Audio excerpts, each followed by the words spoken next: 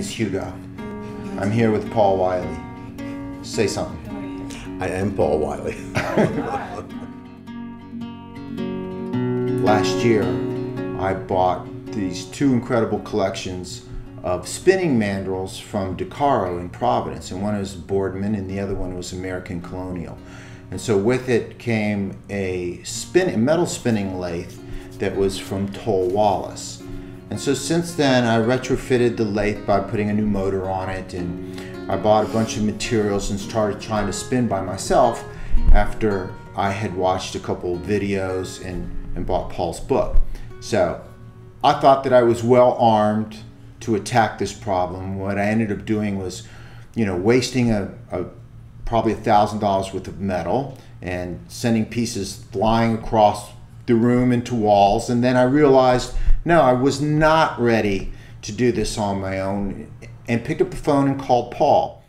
And Paul, I think, told me what he tells a lot of other people is thanks, but no thanks. And so, but not to be deterred, because that's how a lot of conversations start. I told Paul that in my own way that I was serious about what I do, that I had a fairly cool workshop, and that he should go look at my website and then maybe reconsider. So at that point in time, I thought it was 50-50 that he might even look, and if he looked, it was 50-50 off that he might agree to do this. My first reaction was no. No way, no way, I'm not going to do this. So after 20 minutes or a half an hour of cajoling by Hugo, I agreed that I would try to help Hugo learn how to spin. And I got off the phone and my daughter just shook her head and she goes, "Oh my God, is this your normal type of conversation?" I said, "No, this one was kind of unique."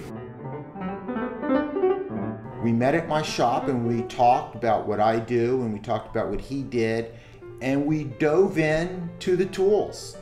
And so, I got a safety lecture, which is cool because that machine can mess you up.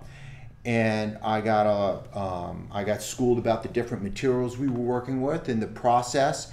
And he gave me a demo and he put tools in my hands, and he stood beside me for 2 days now, and he's guided me along the way, and we got something done. The first thing that we spun, this was this like little demi shot. This was the simplest thing we could turn, and so how cool is that? You could turn. The simplest thing I could turn, yes. And so then we moved up to this jigger, which is, because it's a bigger piece, was a little bit more complicated. And then to this, complex concave and convex form, which this was two mandrels, one with, that had the puzzle that you put together. But then finally this. And so this was important to me because this is a piece I think I can monetize, and because this piece, because it is complicated, because it has these rolled edges, and it has this form on the bottom, was more demanding, skill-wise and educational-wise. And with Paul's guidance, I was able to gradually get there. Now, what you don't see here are the dozen or so pieces I wrecked along the way, but, we got there. And so just in the nick of time before Paul leaves, I feel like I can spin.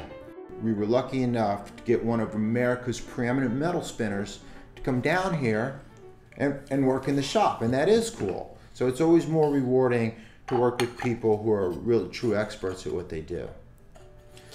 Okay, shovel, please. It is what it is. So great working with you. Yes, great working with you, Paul. That was fun.